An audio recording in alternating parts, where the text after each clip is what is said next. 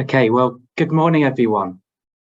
I can see there's 70 participants. We had over 100 registered, so hopefully most of you have joined by now. So we'll make a start to this webinar about the launch of FIRNS. So what I wanted to do is just provide a bit of context around the Scottish Nature Finance Pioneers. It started life 3 years ago as the Innovative Finance Working Group of the Scottish Forum on Natural Capital. Momentum has been growing thanks to the publication of the Scottish Wildlife Trust and Scottish Environment Protection Agency's route map towards unlocking the first £1 billion of a new investment for nature restoration in Scotland. With the co-leadership of the Trust, SEPA, Scottish Forestry, SRUC, Green Finance Institute and Nature Scot, the past year has seen rapid growth in the membership of the network and the funding programme activities we support as Scotland's community of practice and impact network for nature finance. Next slide. So at 455 individual members covering over 240 organisations, we're the go-to network for realising interdisciplinary collaboration, testing out new ideas and developing policy through open government principles. And next slide. Now, the hive of activity on our Basecamp community platform and open series on online events can at times feel overwhelming. Well, it is the deliberate design of our network to be open, porous and mycelial, capturing creative moments and supporting collaboration at space. We support a culture of experimentation, learning and flexibility, and that's yielding progress in what is a complex situation that defies simple cause and effect relationships. Next slide. So what holds our network together is a common aim to establish a high integrity nature finance market in Scotland. And next slide. And through recent collaboration with Scottish Government, we've established a set of foundational values for our network. So we'll just hold that slide for people to read, but the slides will also be available and a recording of this session afterwards. So thank you very much, and looking forward to hearing about the FIRNS. Thanks very much, Simon. That was a really useful, really quick overview of the Pioneers Network. I think you could have much longer spiel for that presentation, so thanks very much for all of the work that you're doing, and thanks also for hosting this event for us today. I can see we've got 97 participants now at the meeting, so that's really exciting. And this I guess this webinar is a really important moment and an important point for us as we launch the Facility for Investment Ready Nature in Scotland, which has been, I guess, trailed quite a lot in different settings, but now we're ready to go with it. So if we could go to the next slide, and the next one, please, Phoebe. Thanks. So just a bit of housekeeping. So we're going to record today's webinar, and it's going to be made available online. So if anybody's interested in finding out more information about this, then hopefully this will be a useful resource. The slides will also be made available online, and if you opted to receive email updates from FIRNS when you registered for this event, we'll also email the links to you, so you'll have those in your inbox shortly. Nature Scot's website, if you could go back, sorry. Nature Scot's website is also being updated, I think, as we speak, with more information on it about FIRNS and about the expression of interest that you're about to hear about today. So as it's available, more and more information is going to be made available online. So hopefully you'll find lots of good information there. We're going to hear some presentations just now, but then following the presentations, we're going to have a Q&A session. So do ask us lots of questions, and do put your questions in the chat bar, or if you want to ask it, you can raise a hand. You're going to hear from lots of different people today, and have a kind of useful overview of what the programme is about. So if you just go to the agenda, So we've just heard from Simon, so thanks very much, Simon, again, and thanks for hosting us. And then just a really quick introduction from me. So I'm Kate Dowan. I'm one of the co-leads for the programme that we have in the Scottish Government to scale up responsible private investment into natural capital. And I work in the environment and forestry area, and we share this kind of programme across our trade and investment and agricultural and rural economy portfolio areas. And we work really closely with Nature Scot and Highlands and Islands Enterprise. And FIRNS is one of the key deliverables from our programme to scale up responsible private investment. So it's really exciting to be here. You're going to hear a little bit more about that in just a minute from our minister, one of our ministers who's responsible for this area of work. And then following that ministerial address, we will hear from John Utley at Nature Scot about FIRNS and how it's going to work. We've also been developing a really promising and great partnership with Lottery, and so we'll hear from Caroline, the director for Scotland of Lottery Heritage Fund, about how that partnership is going to work and how our two kind of funding streams are going to operate together. And then following that, we'll have a little bit of time for Q&A. So as I said before, put your questions in the chat, or hold on to see what you hear through the session, and you can either put your questions in the chat or put your hand up. And then we'll hear from Helen Avery from the Green Finance Institute about the series of webinars that we're going to be hosting through the next couple of months to really support people to develop their applications. So there'll be a bit more information from Helen on that. And then I'll finish up with some next steps, and we'll hopefully close no later than 12:30. So I think we are good, we are on time. So if that's all okay with everybody, we will hear from our minister.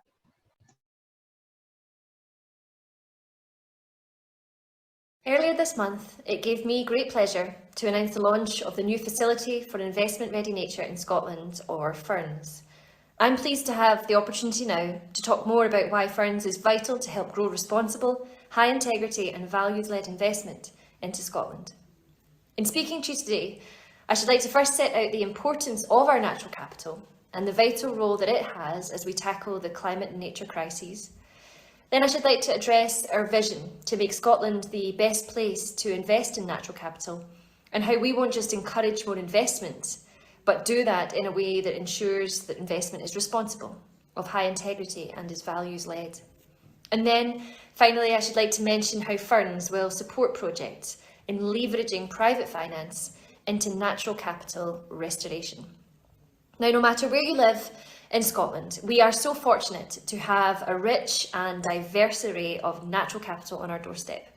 Indeed, it would be easy to take it all for granted. Whether it be our inspiring national parks, our magnificent lochs and rivers, vital agricultural land, or the seas that surround our mainland and islands. The beauty of our natural environment is so great and far more than superficial. For example, Scotland has an abundance of peatland, covering up to a third of our land area and holding around 2 billion tonnes of carbon. In fact, Scotland holds a significant proportion of the European and world resource of blanket bog, which supports some of our most precious wildlife and can only be found in select parts of the world. Our forests and woodlands, they absorb the equivalent of 14% of Scotland's greenhouse gas emissions in 2022. And our seas, they're an even bigger container of carbon, with around the same levels of carbon as our peatland soils and forests combined stored in our seas. However, we are in a climate and nature emergency, and the truth is that despite Scotland's natural beauty, we know that much of our environment is in a very perilous condition. While Scotland's natural landscape has played an integral part in shaping the communities and jobs that we see around us today, over the course of our history, we in turn have shaped Scotland's environment, and not always for the better. Our peatland is so degraded across much of the country that it collectively emits rather than sequesters carbon, and is actually responsible for around 15% of Scotland's net emissions. The forests and woodlands that used to blanket large swathes of our hills in centuries past are now a fraction of what they used to be. Ancient native woodland, so rich in biodiversity, can now only be found in isolated pockets of the country. The loss of biodiversity has continued in recent years too, with a quarter of our species declining in abundance since 1994. The biodiversity crisis and the climate change crisis are so interlinked that we cannot tackle one without tackling the other. The clock is ticking as well, and restoring Scotland's natural capital is not something that public investment can do alone. It cannot rise to the challenge alone. If we are to meet our net zero targets, it will cost at least 20 billion over the next decade. So we need to bridge the finance gap with responsible private investment and support for new markets in order to see our natural environments thrive. The opportunity is there for us to lead the way. Despite Scotland being a small country, there is so much potential across our land, rivers, urban areas, seas and coastlines. And it's our aim to make Scotland the best place to invest in natural capital. That means developing markets to ensure investment is responsible, high integrity and values led. And there is good reason to be optimistic. As of September last year, 80% of restoration projects taking place in the UK under the Peatland Code were located in Scotland, totalling nearly 16,000 hectares. Likewise, for projects registered under the Woodland Carbon Code, Scottish sites make up over 55,000 hectares, which represents 83% of the total area of projects in the UK. But it's vital that we don't repeat the mistakes of the past and leave people behind as we make this transition. For that reason, it's vital that investment in our natural capital creates benefits that can be shared between public, private and community interests. Through real and meaningful engagement, the local communities that are likely to be the most impacted by restoration should have a voice, must have a voice, and they must be able to help inform projects and opportunities. These communities, which are so often stewards of the natural environment, should also see tangible benefits to them, their local economies, and all as a result of restoration projects. This can be new job opportunities or community wealth funds. So it's with all that in mind that I'm delighted to announce the launch of the Facility for Investment Ready Nature in Scotland. By providing nature restoration projects with early support they need to develop plans to leverage responsible private investment, FIRNS has the potential to help transform the state of our natural capital. As well as restoring our natural environment, FIRNS will help to grow capacity in vital sectors, improve our collective understanding of best practice, and form critical supply chains. It will enable projects, whether conceptual or already underway, to develop their plans and business models to create revenue streams for services that restore our natural capital. It will also encourage the development of market infrastructure, such as the production of new codes, standards, and aggregating mechanisms.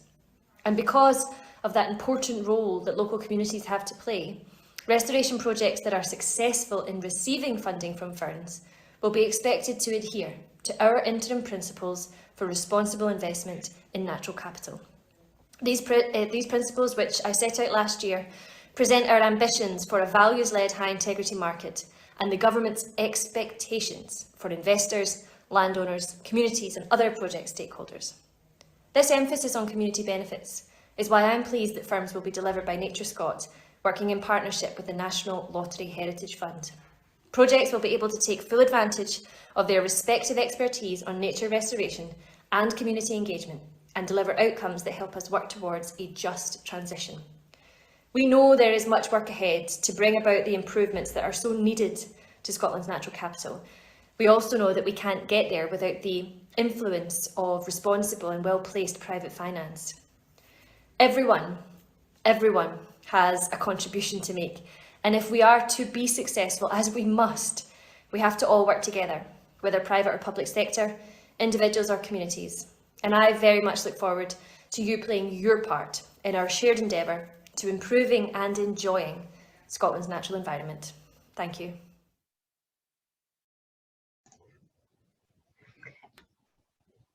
Fab. Well, that was a great introduction, I think, from the Minister. And without further ado, we'll pass to John for the next session of the event. Thank you, Kate. Good morning, everybody. Well, I'm really excited and delighted to be here today to help launch this facility, FIRNS. It feels like an important milestone. and it's certainly one we've been working towards for a long time. I've had a lot of conversations with some of you here today that have helped to shape and inform the opportunity that I'm going to speak about for the next 15 minutes or so. So just to introduce myself, I'm John Utley.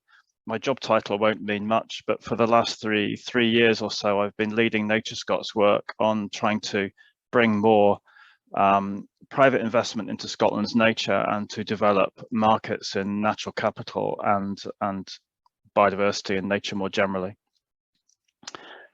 So yeah, I'm really pleased to be here this morning, and it's very exciting to be getting going on FIRNS. So I'm going to talk a bit about the context.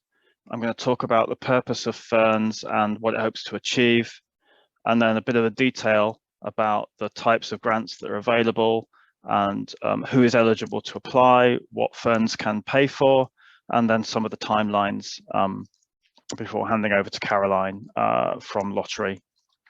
So we've just heard from Minister Mary McCallan about the climate-nature crisis and the massive finance gap, and none of that's going to be news to anybody here, I don't think. You know, there are so many good reasons to invest in our nature and natural capital. Nature can contribute so much more to our health and well-being in Scotland.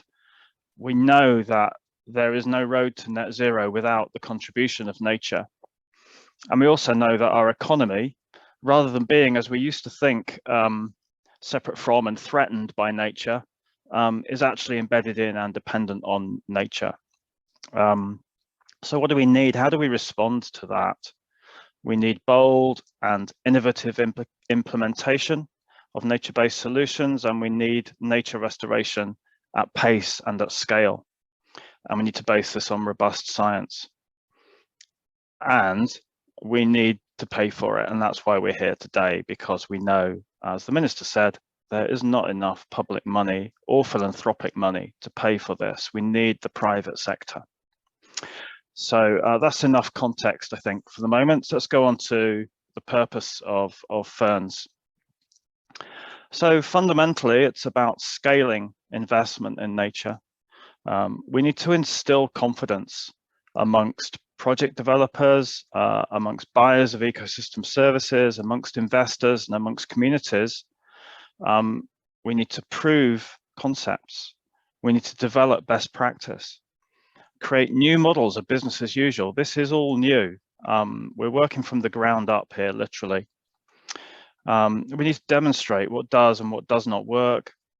And really importantly, we need to share new knowledge, new approaches, so that subsequent projects after FIRNS can build on, can adopt, can adapt what we've learnt through the FIRNS programme. FIRNS will support the development of natural capital markets in two broad ways. First of all, we hope it will create a pipeline of investable projects that is ready to meet the demand from responsible buyers and investors in values-led, high-integrity, natural capital-based markets. And secondly, we hope that FIRNS will help in the development of some of this enabling market infrastructure, things like codes, standards, platforms for trading, aggregation of supply, that are also needed for these markets to be successful. I want to dwell for a moment on the Minister's commitment to communities having a stake in and benefiting from the transformation that these markets and the supporting private investment will create. It's vital that all FIRNS projects address the demands of the Scottish Government's interim principles for responsible investment. So these are, just in summary, integrated land use, public, private and community benefit, engagement and collaboration. It must be ethical and values-led, with high environmental integrity. They do what it says on the tin, and result in diverse and productive land ownership. Particularly this point about community benefit. We're not starting from a vacuum here.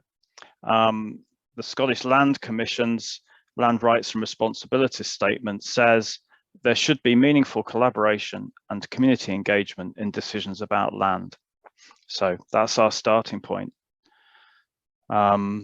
It's also important, I think, for project developers to remember that it's unlikely there's a single approach to community benefits that can be applied in all circumstances.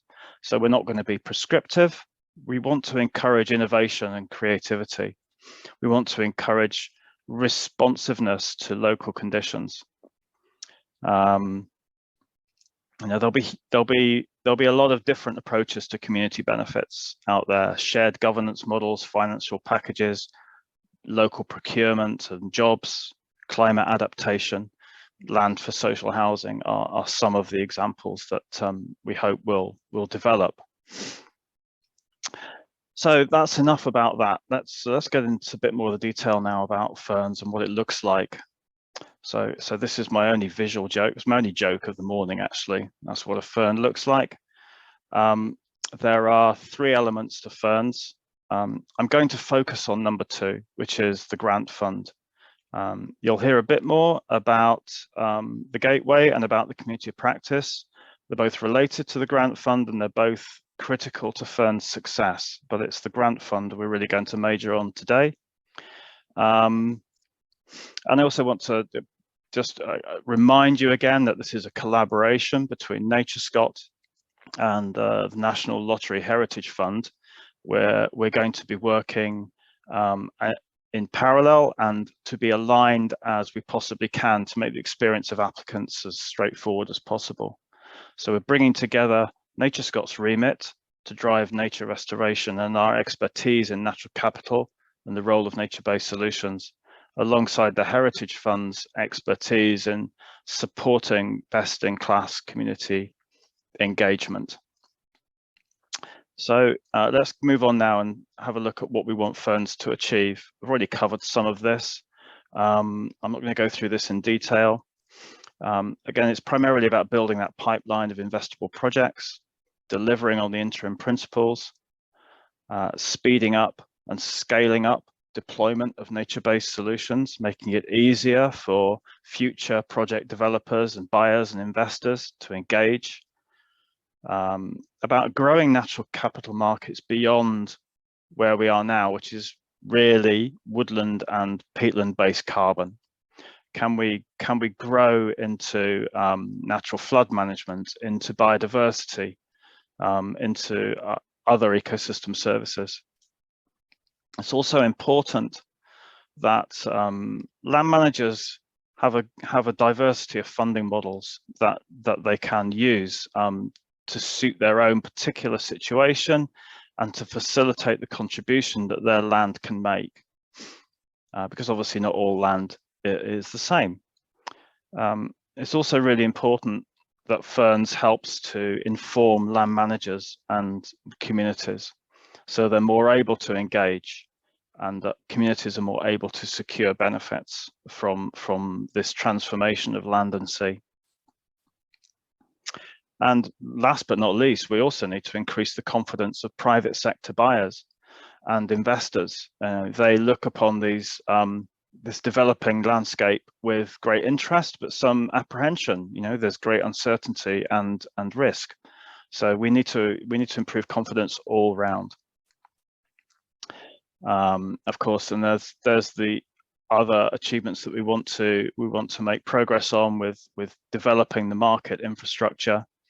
And as a whole, we want this activity to grow the supply of good quality jobs and indigenous supply chains, whether that's in people on the ground, restoring peat, or designing the acquisition of remote sense data, etc. There's a huge range of skills that are required to make natural capital markets work.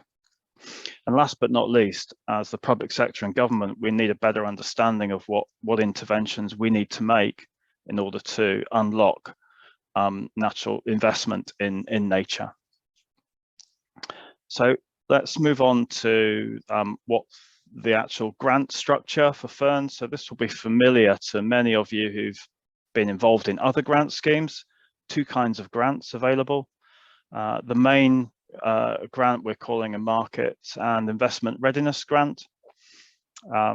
So these do what it says on the tin. They're to help you to advance your plans so that you can acquire the finance, whether that's from selling ecosystem services, biodiversity credits, or attracting private investment into the capital costs of your projects. So to advance these plans, so to a point where you can implement them and attract that money. The indicative maximum that's available from Lottery and NatureScot together is just shy of 250,000, $250,000 for the main market and investment readiness grants. If you're not ready to move to that stage, then we're also offering development phase grants of up to 100,000, again across the two organisations, and these will simply help you to gain knowledge and understanding and put together the material that you would need to make an application for a market and investment readiness grant. We're not moving straight to the application phase. We'll cover this again in the timeline a bit later on, but we are strongly encouraging expressions of interest from potential applicants. It's a pretty simple, short process, but most importantly, will enable us to give you some feedback, both on nuts and bolts issues like eligibility, but also hopefully to provide some feedback that will help you to improve your applications and maximize the chances of success. So the other key question, obviously, apart from how much money you can get, is who can apply for a FIRNS grant? And the answer to that is pretty much anybody. I'm not going to read through this list, but hopefully you can see your own context represented here. The only thing I particularly want to say here is that although eligibility is pretty wide, I think it would really appreciate if any private individuals or companies who want to apply, or public bodies who want to apply, get in touch with us early so we can talk through any issues around eligibility, because it may not be entirely straightforward for some of those types of applicants. So do get in touch, and we can have a discussion about that. Having said that, the private individuals, companies and public bodies are welcome and quite free to be part of a collaborative application from a consortia. Those issues only arise where they're the lead applicant. So what can the grant pay for? The first thing to say is that it is a grant for 100% of eligible costs, or it can be. So beyond the money from FIRNS and from Lottery, there's no need to go any further afield to get match funding. We're also including an element of overhead cost recovery for third sector organisations to help them to cover their costs of getting engaged in this work. I think that will be helpful. There are a range of eligible costs. They're all listed on the NatureScot website in much more detail. I'm not going to go through them here, but you can see some kind of broad headings at the bottom of this slide.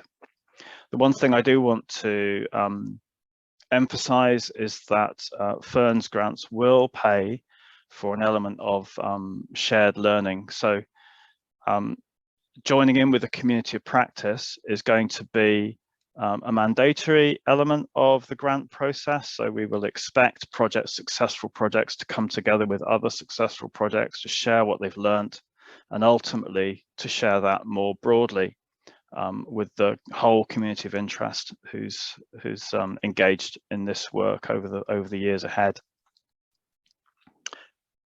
I think I will.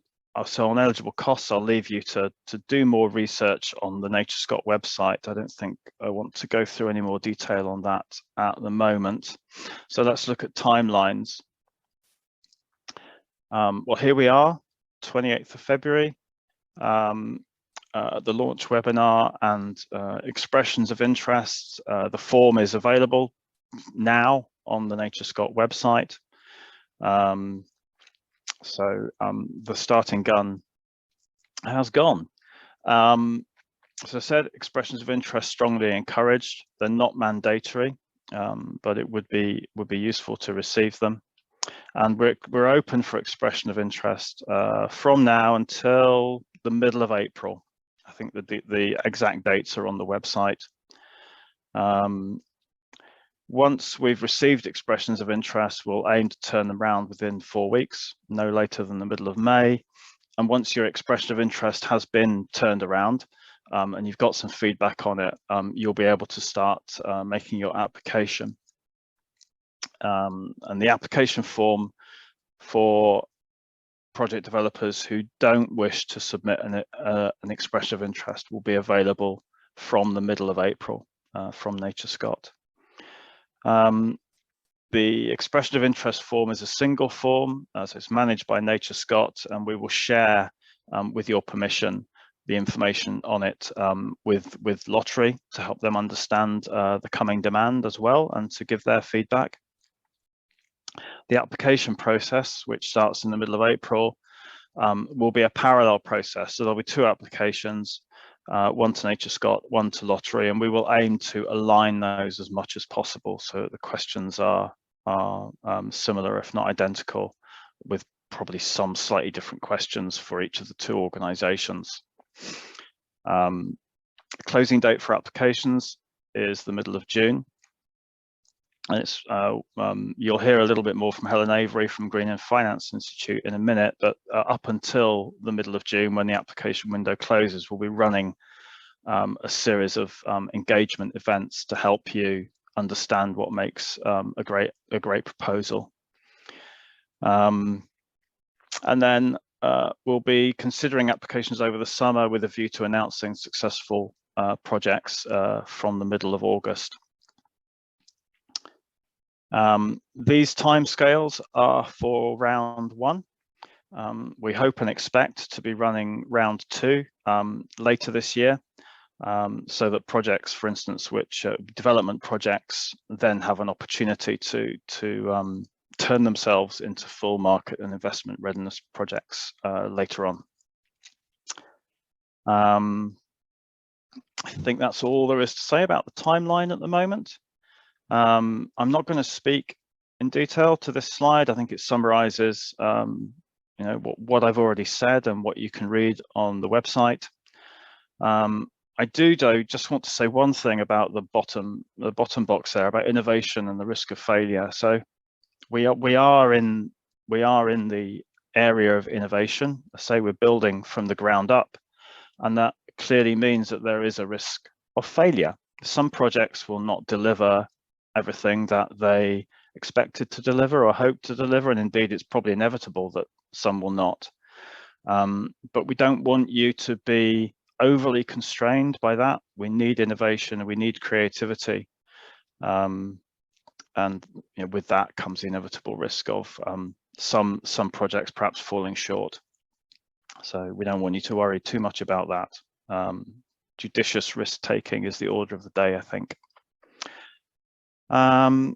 So with that, I'll end here. Just say that I really welcome the participation of the National Lottery Heritage Fund in this. I mean, they bring huge experience in helping communities engage effectively in place-based projects, and of course they also double the money, and what's not to like about that. So with that, I will hand either back to Kate or straight over to Caroline. I'm not quite sure what's happening. Straight to Caroline, perhaps. Thank you very much. Thank you very much, John. As John said, I'm Caroline Clark, representing the National Lottery Heritage Fund today. For those of you who don't know us, we are the largest non-government funder of nature and landscape projects in the UK, and we've supported a number of the organisations who I know are here today in delivering some brilliant projects right across Scotland. Through FIRNS, we're really delighted to be working collaboratively with NatureScot and Scottish Government to support some new ways of developing the nature-based investable projects. It's a very new and exciting kind of partnership for us, and we're really looking forward to seeing the projects unfold over the next few years. If we go on to the next slide, please, thank you. Because we distribute money from tickets bought for the National Lottery, we're looking to support projects that create the opportunities for high quality benefits for people and communities, as well as having benefits for nature and the environment. And the reason we're able to get involved in supporting the FIRNS scheme is because, as John mentioned, it is centred around the investment principles for responsible investment, and their support for just transition involving and benefiting local communities is what lets us get involved in this new way. So that is really great. If we can go on to the next slide, please, thank you. So while we are putting our funding towards supporting investment readiness work as part of FIRNS, I'm going to focus today particularly on the community aspect, because as John said, that's something that we at the Lottery have got particular experience of. As a funder, our experience is that meaningfully involving your local communities in the places where you plan to deliver your work will lead to more effective projects and to more sustainable, long-lasting change through your project. So we hope to see FIRNS projects coming forwards which are structured so that they create the opportunity for communities to identify the value they want to see, and which build in the voices of the community in the project design from the start. If we could have the next slide, please. Thank you. We're particularly hoping to see bids that build into the structure space for communities to be part of an ongoing dialogue as projects progress. You'll all know how much projects change as they develop and as they move towards implementation phases. And this is, as John mentioned, a real focus on innovation in this scheme as well. So we expect to see change, and we hope to see projects that allow for the time and resources that are needed to keep engaging with local communities as the projects evolve. So at the Lottery, what do we hope to see? What do we mean by engaging and empowering people through these projects? You'll all be familiar with consultation events, testing out options and asking for opinions, but we're hoping to see more than that, an ongoing broader engagement work around projects, which will help local communities have a good depth of understanding about their local environment, its value, and the value of the natural capital that they have in their area. So that alongside consultation and planning work, we're keen to see ongoing programmes of engagement activities with members of the community to make sure that they're in a good position to make well-informed decisions around the projects that you'll be running. Designing projects with high quality, meaningful community involvement and benefits does have a cost, and the costs associated with that work are a priority for us at the National Lottery Heritage Fund. The kind of costs we expect to see to support good community involvement and a just transition might range from procurement routes, as John mentioned, to smaller costs such as transport, providing childcare, outdoor equipment to enable community participation in all areas. So really, really diverse expectations there. And I'm just going to end my session with an example of community engagement we've supported as part of a really brilliant landscape project, the Garnet Connections Landscape Partnership. If we can move on to the next slide, please, where communities were involved really early in the project, asked their views on living, working different project areas, but specifically what was important to them about their heritage and what they needed to see happen. And that early involvement really empowered the local decision making in choosing the project areas, shaping up the successful scheme, and kept that engagement and positive approach and positive relationship throughout the project delivery. I know that later on in the agenda, Helen will be speaking a bit more about the resources we'll be bringing to support the FIRNS scheme in this area. But now I think John and I have got some time to answer any questions that you might have.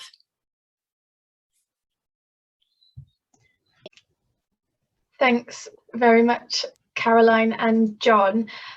So I've been just tracking the Q&A, and there's a few questions in there so far. So just a reminder for people, if you want to ask a question, you can use the Q&A function that should be open for you. A few people have used it already, or you can put up your hand and ask a question verbally. So so we've got a little bit of time now to get into questions. I'll start off, Caroline, with a question around community engagement. And there was also another question in this chat that seems to have disappeared around what the definition of community is as well. So I don't know if you could touch on that a little bit more as well.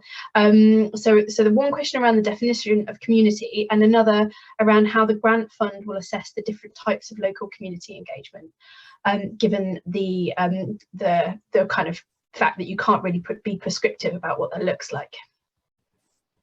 Thanks, Kate. Very happy to answer those questions. The question is absolutely right. It is very difficult to be, in fact, one wouldn't want to be prescriptive about the kind of community engagement that will come out of these projects, which we are expecting to be innovative and at an early stage.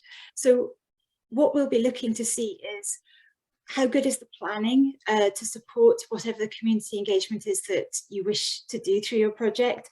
Are you putting in enough resource to manage that well, to make sure that you are accessing different parts of the community who might not have their voices heard as easily as other parts of the community? It's, in our experience, is really bespoke to a particular area and a place as to which communities you might want to work with for your project. So in some areas it might be engagement with the agricultural community, others it might be land managers or young people.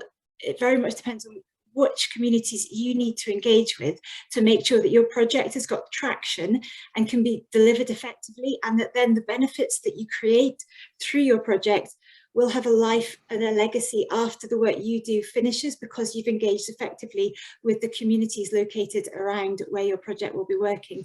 So given the nature of the projects we expect to see, I imagine we'll be seeing more about building the mechanisms, the resources, and the initial activities, rather than necessarily the doing and implementation of those activities quite at this point.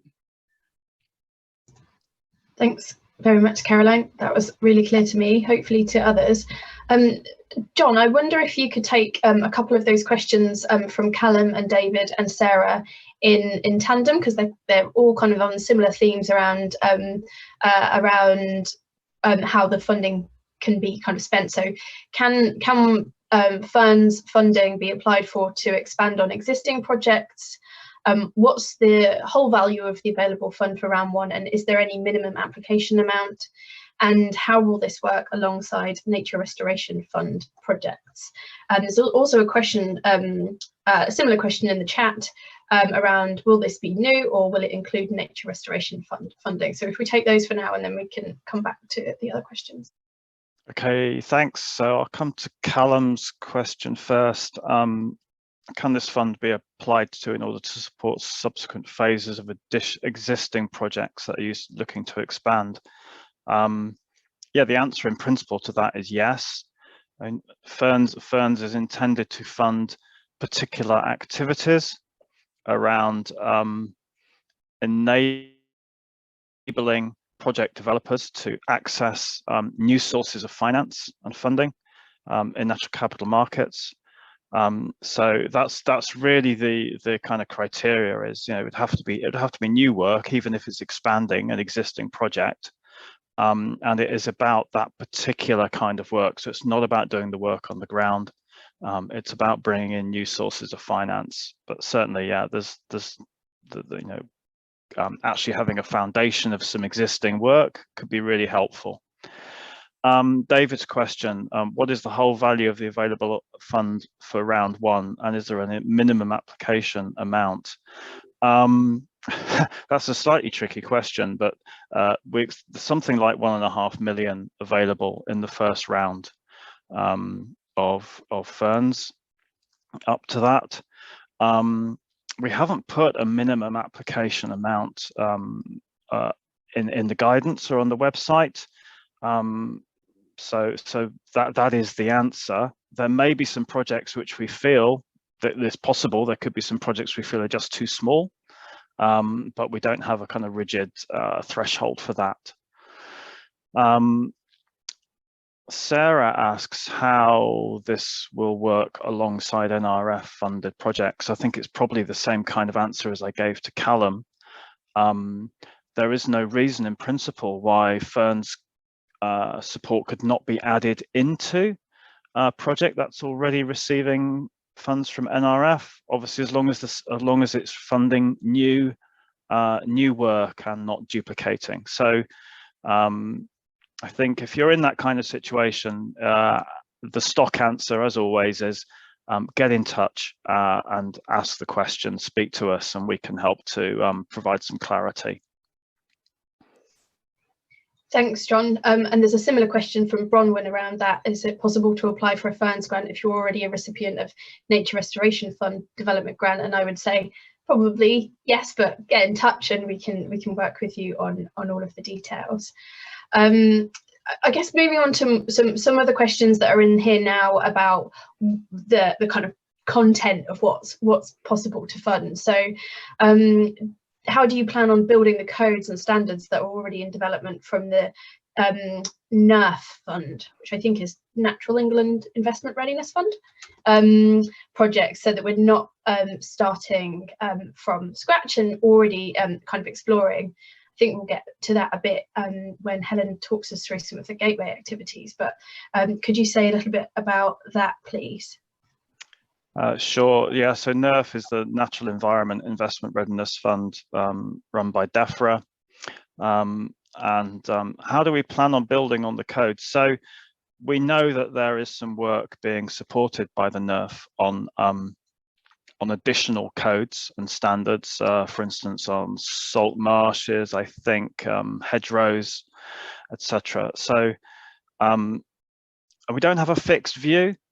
So where there is a gap, where there is nothing available and nothing in development, then clearly projects would be welcome.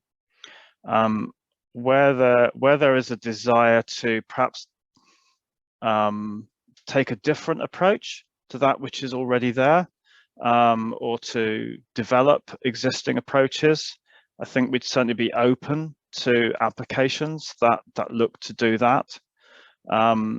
We are in the phase of innovation in these markets. I don't think any of us expect to get everything right first time. There is definitely room for activity in parallel. Having said that, I think anybody wanting to develop a code that kind of treads on the toes of something that's already there, we would want some evidence that that was being managed appropriately, that it was being thought through, that there were connections being made, so that we don't end up with a kind of, we're not supporting chaos essentially. But yeah, it's definitely possible. Great, thanks, John. So there's a few more questions in here. So a bit more on the process. So could you say a bit more about the parallel application process to both Heritage Fund and NatureScot? Could you also say a bit more about how this fund links with the IRNS fund that was launched last year? And there's another clarification question in there, John, around the funding available from Peter Hearn. So if we take those three and then we can come back to some of the other ones. Well, I'll try and answer some of those questions, but I might ask my colleague Ian Syme or Caroline to come in on how NatureScot and Lottery will work together. So the relationship with IRNS. So I didn't mention IRNS when I spoke. I was trying to work it in, but it didn't come across right. So IRNS is FIRNS without the facility. It's the Investment Ready Nature in Scotland. Many of you will know about that. It ran in the summer, delivered by Esme Fairbairn in collaboration with NatureScot and the Heritage Fund. It's FIRNS really just builds on IRNS. There's no direct relationship. There are 7 projects which received funding through IRNS which are running, and that's that, and they'll be running for the rest, for another 12 months potentially, and FIRNS will be able to fund new projects. Sorry, what was the other question, Kate? So there's something around working with Lottery. I'll leave that. There's another one that I think I could answer. So there's a question in from Peter Hearn. It's at the bottom of the list, but it's just a clarification around the funding. So because you mentioned around 1.5 million, but is the expected limit per project either 50,000 or 120,000? And I think maybe useful, John, to just touch on the co-investment from lottery as well within that as well. That's right. So all of those figures, Peter, are correct, but they are correct for the NatureScot delivered element. So you can double those potentially when you add in lotteries funding as well. Is that clear? I think that hopefully should be clear. And John, on the Caroline. Sorry, Kate. So just for, I can see there's a question, some questions asking for a bit more information on how we're running the schemes in parallel and how that will work. And Ian, obviously do chip in also. We're running them as two separate grant programmes, each owned by the different organisations involved, NatureScot and the National Lottery Heritage Fund. But we've spent a huge amount of time behind the scenes aligning our grant timings and profiling our budgets together so that we're able to support around this really important policy area without, well, essentially doing it at pace so that we can follow on from the success of the IRNS project that John touched on, which we could really see there's a lot of demand for. And we can then have projects that come in through the same front door, the expressions of interest form that was mentioned earlier. Both of our teams will look at those and provide feedback. And then we will assess on a similar parallel timetable so that grant is released from both organisations at the same time to support the same project. So critically, don't apply for two different projects, one to each organisation. It's one single project, and we will split the funding between us based on the content of the project. But if you come to us through that single front door of the expressions of interest form, we can then work with you. Our teams are both primed and ready to do that, to discuss how it'll move through the processes. But we've specifically designed that to be an aligned, smooth process, which results in, as John said earlier, double the amount of funding being available for this important area of work than would be otherwise. Thanks, Caroline. I don't know if before, I just wanted to, because somebody's got their hand up, Callum Duncan. So before I come to Callum, I'll just give you a heads up. Is Ian on the line, and is there anything else Ian would like to say from the perspective of the kind of joint application process? Hi, Kate. Only just to say that this is a similar system that the Heritage Fund have already run with Historic Environment Scotland. So there's experience elsewhere in the sector of running this parallel process. So we're standing on the shoulders of that. And but also to say that, just to emphasise the point that Caroline made, that if you use the single point of entry through the expression of interest form, then we're primed and ready to signpost people to the application process and to help help smooth the navigation of that through both the Heritage Funds processes and NatureScot's. That was all, Kate. Thank you. Okay, Callum's hand is down, so we can go back to the questions in the Q&A. So we've got a few more in here about kind of eligibility. So should we go to the question from Ed Forrest around, will FIRNS provide access to the specialist advice required to present the tradable market aspects of projects? Do you want to take that one, John? Yes. Yes, there's quite a lot of detail on the NatureScot website about what's eligible, and it's spelled out there, but the broad answer is yes. And in fact, that's one of the main functions of the grant, is to provide access to that technical and specialist advice, because we know it is pretty expensive to bring in. Thanks, Ed. Cool. Okay, there's a really interesting question here around the marine environment that lags behind the terrestrial environment in terms of investment in natural capital, and a question around whether marine projects could be considered, given that they're further from market at the moment. Yeah, another simple answer again is yes. We talk a lot about transforming land use, but we equally need to intervene in new ways in the marine environment. So for sure, and you're right though, that the marine environment and nature-based solutions in the marine environment are further from the market.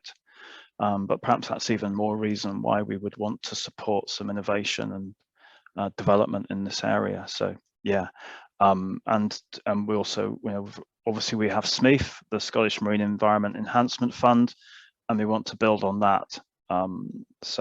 Yeah, please do come forward with applications in a marine context. Be very welcome. Great. There's a similar comment from somebody whose name I can't see, but comment in the chat around whether projects related to blue carbon will be eligible, and I think you've just answered that question well as well.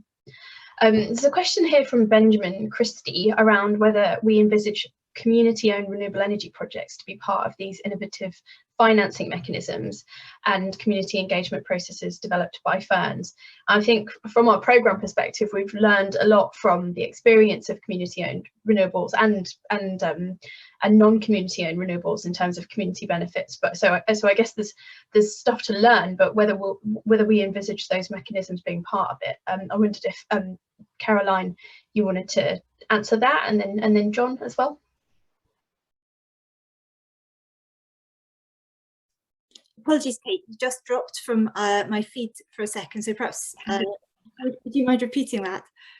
Yeah, so there's a question here around whether we envisage whether community-owned renewable energy projects can be part of these innovative financing mechanisms and processes developed by FIRNS.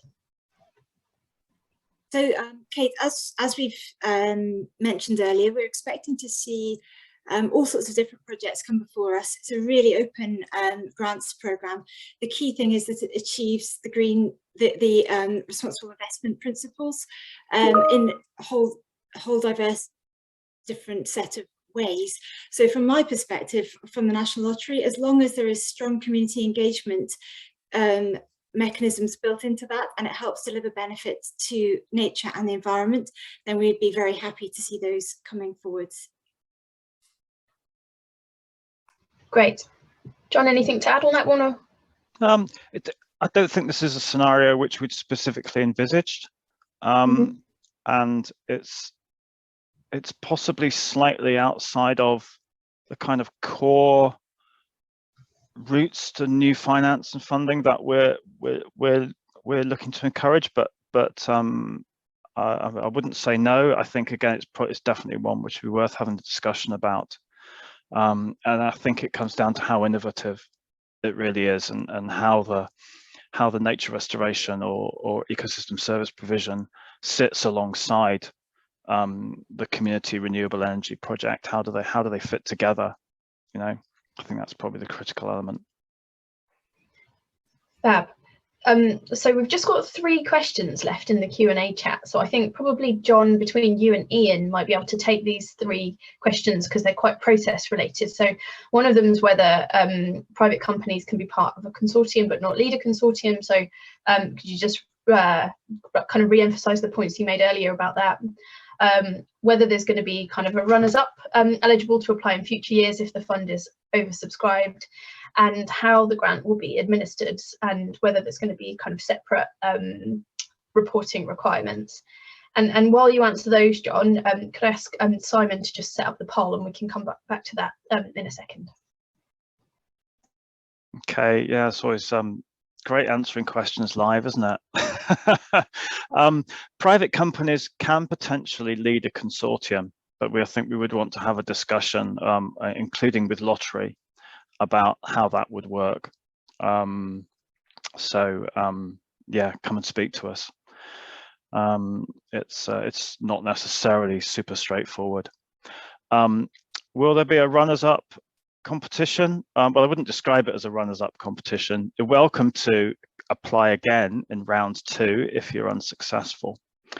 So at the moment, FIRNS is envisaged to run over 2 years, and there will be a second round. So we will provide feedback, hopefully constructive, to those projects that don't succeed, and hopefully that would help you to come back, decide whether to come back, and if you decide to come back, to improve your application for round 2. Ian, have you got anything else to add to any of that? Not to what you've just said, John, no.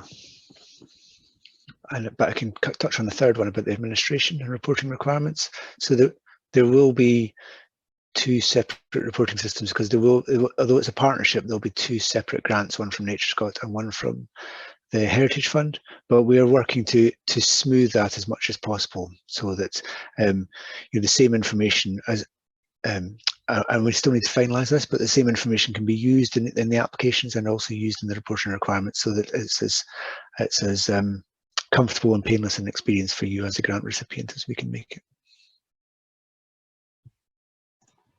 Fab. Thanks very much, Ian and Caroline and John, for answering all of those questions. Oh, there's one more. So from Stephanie, are these 2 applications intended to focus on slightly different elements of the project? And does the lead applicant have to apply for both of the applications? And then are we expecting applications to include other funds / match funding? Is this part of the scoring? And Ben, yes, the slides will be shared after the call. They'll be emailed to everybody who signed up to the link. If you said you would subscribe to getting emails from us, they'll also be available on the NatureScot website. So John, do you want to take, or Ian, do you want to take the question from Stephanie? Yeah, and maybe Caroline can correct anything I say, but I think we would look for the same application for both. So we are looking for, so when it comes to the actual applications rather than expressions of interest, then there will be 2 of those. Again, it's a bit like what I said about reporting, where we're working with NatureScot and the Heritage Fund are working to make sure that the application forms are as similar to each other as possible. So you use the same information because we have the same outcomes that we're seeking to achieve through this scheme. So it's not that NatureScot is particularly more interested in nature rather than community.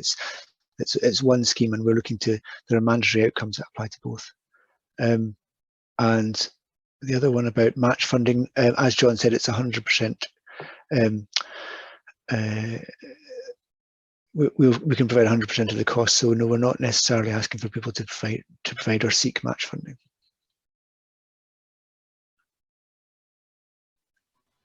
Fab. So just on that last one, Claire, you asked the question. So although yes, the between lottery and NatureScot, the fund can fund 100% of costs. Of course, if there is other funding in the mix, it improves value for money. So I wouldn't necessarily discourage people from looking for other sources of funding if they're available, because it will inevitably improve chances. But it's not mandatory by any shape or form. Great. Okay, well, I think we don't have any further questions in the Q&A box. Oh, Claire has a hand up, so if somebody could figure out how to put Claire off mute, then no, sorry, that was a mistake. I don't know how that hand went up. That wasn't to say about that match funding. Often funders do say, oh no, we can fund up to 100%, but when it actually comes to it, you're competitively slotted out of the process if somebody else comes in and they've got a bit of match funding. So that was really, why I asked that question.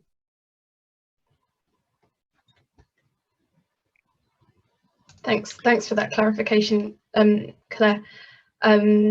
I think we've tried to work. One of the reasons we've tried to work so collaboratively with lottery is to try to kind of help applicants with the fact that match funding is often looked for, and obviously also to increase the scale of the activities that can be funded and the breadth of activities that could be funded, thinking about our objectives both on the natural capital and communities and just transition side as well.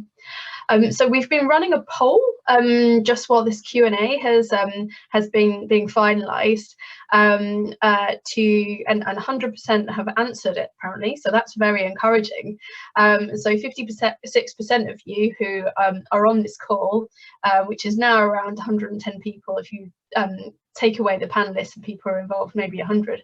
So that looks like about 50 applications that we should could be looking at for, and with another 30 maybe you're undecided. And so yeah, it'd be really great to hear from you. As John and Caroline both said, we're working in a kind of really emergent space, and there's lots of new and innovative ideas and different ways of doing this. So if you don't see your project really clearly in the kind of guidance and documents that are available online, it doesn't necessarily mean that they wouldn't be eligible. So do get in touch with us, and do come and speak to us and let us know if you're really interested in applying, because we'd love to have a discussion and a conversation about your potential project, and really encourage people, even though it's not mandatory, to complete the expression of interest form, just so that we can get a kind of sense of the projects that may be coming our way, and we can work with you to give you some feedback and some pointers. So if we are, if Phoebe, we can go back to the slides.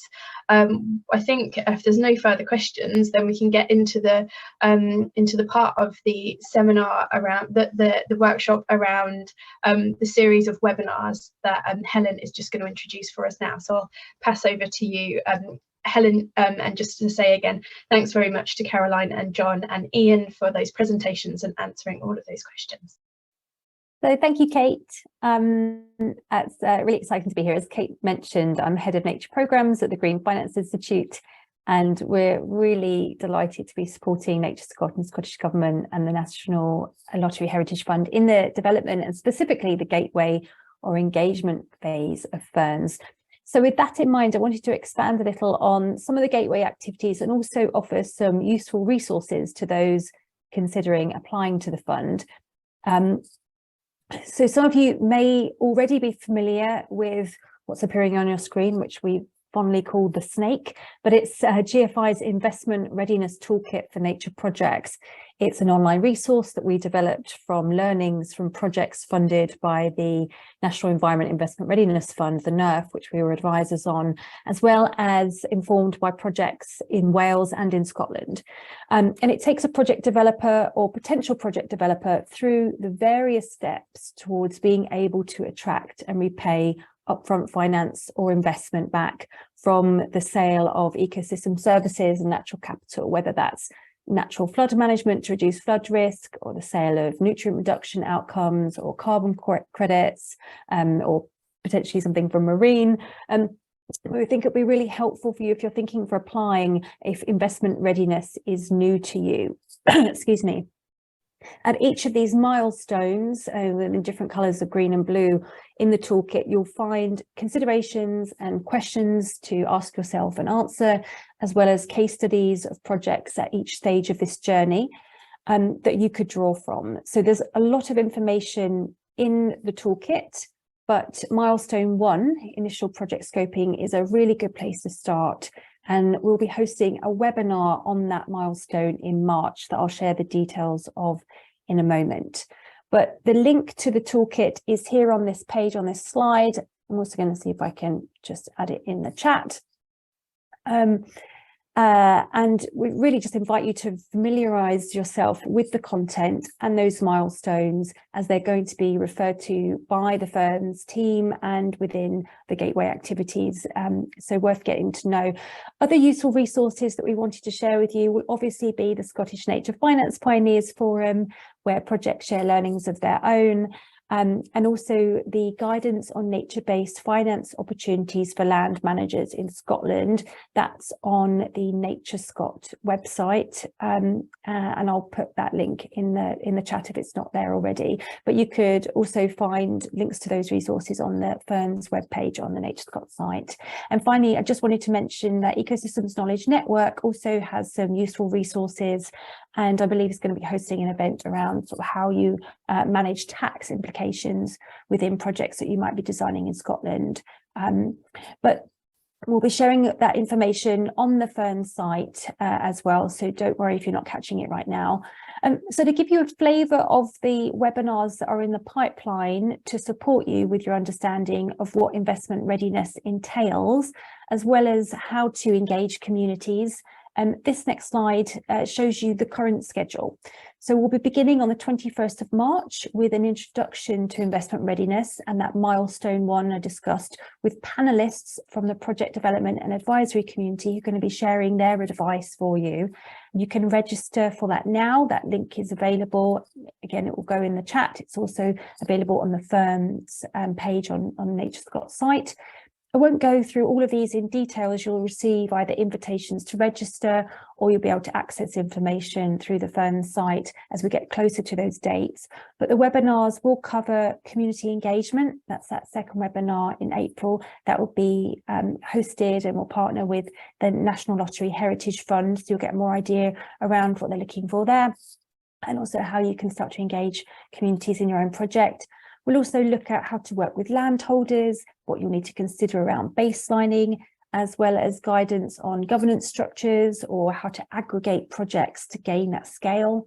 And finally, we'll be sharing views from investors, and that will be in partnership with Achieve Good. We're very open to incorporating specific topics you may wish us to cover within this proposed agenda. So please do reach out to the FIRNS email page if you want to make some suggestions, and also within the webinars themselves, we'll be asking you for your suggestions. Each event will also offer an opportunity to ask questions of the panelists that we have on. You'll be hearing from IRNS projects, perhaps some NERF projects, and some of whom projects that we've already underway in Scotland, as well as an opportunity to ask your questions to the FIRNS partners who will also be attending. And then finally, of course, if you're hosting your own event and you would like someone from FIRNS or ourselves to come along and share, please again do reach out to the FIRNS email. And speaking for everyone here, we can try and accommodate that. We'd really like to have a really broad engagement. We recognise also that there are many networks and groups that we can plug into as well, in addition to hosting these specific FIRNS events.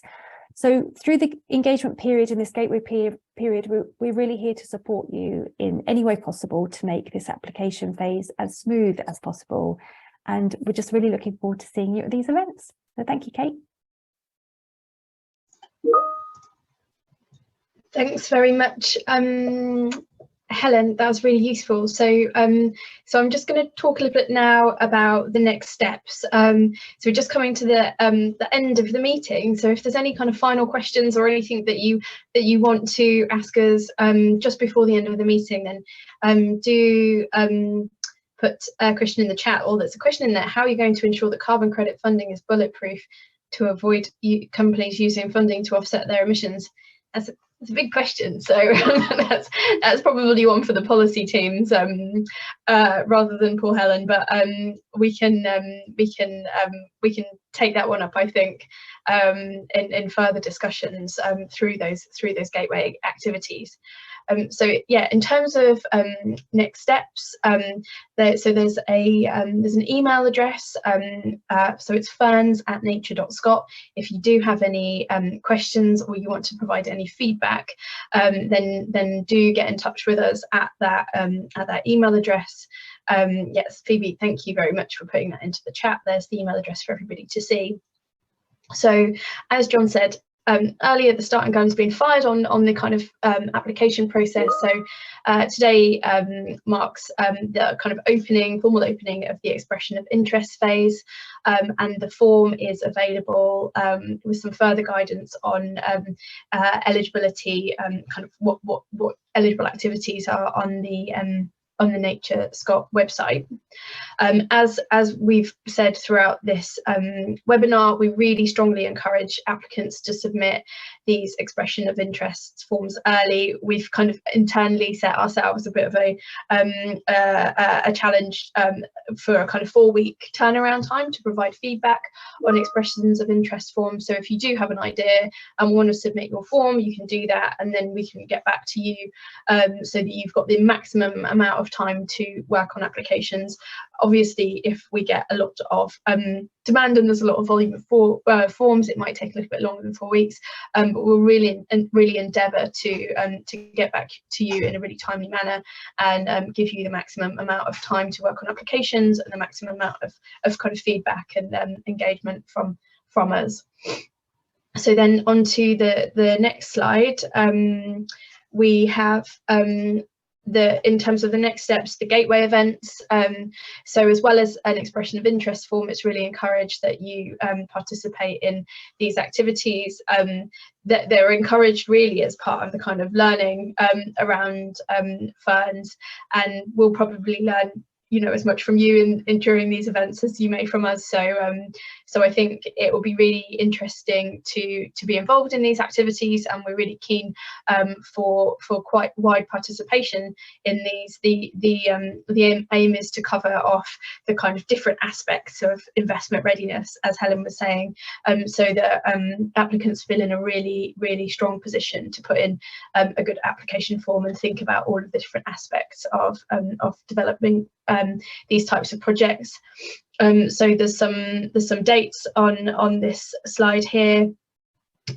Some of these later ones may be subject to change, and as Helen said before, we're really keen on your feedback in terms of what issues do you sort of struggle with, and what would you like to learn more about, and we can tweak and change the topics of these events to fit your needs as well, especially where there's kind of multiple people asking for the same kinds of things if they're not already covered in this list.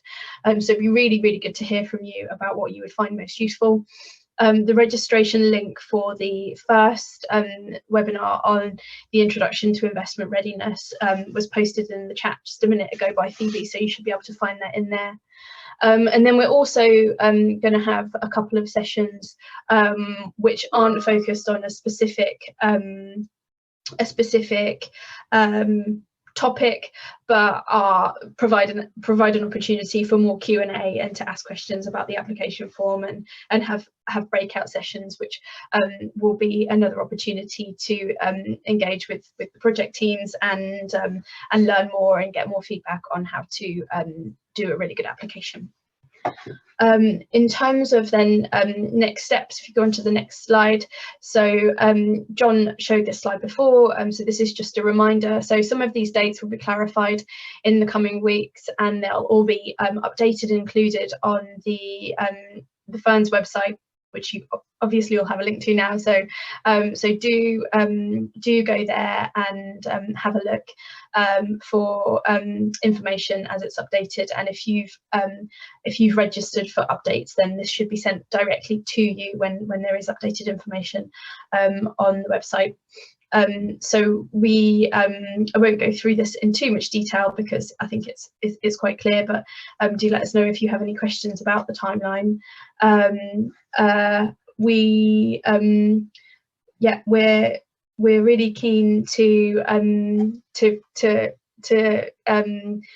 speak to you if you're interested in applying. It was really encouraging to see how many people responded positively to that poll, so it seems like we're going to be quite busy, but do get in touch and do tell other people who may not have been able to make it to this webinar today about FIRNS and about the offer of funding and gateway activities and all of the information that's available. So the slide pack, a recording of the webinar and Q&As from today will be made available on the FIRNS website, and if you do want to get in touch, the email address is there. We've got a question around whether local projects and investors need to have teamed up before they reach the EOI phase. So yeah, which John has responded to. So we don't expect projects to have made links with investors before starting. Yeah, I mean, that's one of the kind of key things that you might be able to do through a project is figure out what your kind of business case and proposition is and how you can speak to investors about that. Yeah, but that's not an expectation before you start. So thanks, John, for replying to that question. So we have 10 minutes left of our allotted time, but we don't need to drag this out anymore. So if there's no further questions, it'd just be really great to say one last time, thank you everybody for coming and your participation and your questions in the meeting, and thanks to Simon again and the Pioneers Network for hosting this meeting, and thanks to John and Caroline and Ian and Helen for all of their presentations, and to particular Graham and Phoebe behind the scenes who've made this event happen very seamlessly. So thanks to everybody, and yeah, if there's no further questions, then we can call it a day there. Thanks everybody. Bye.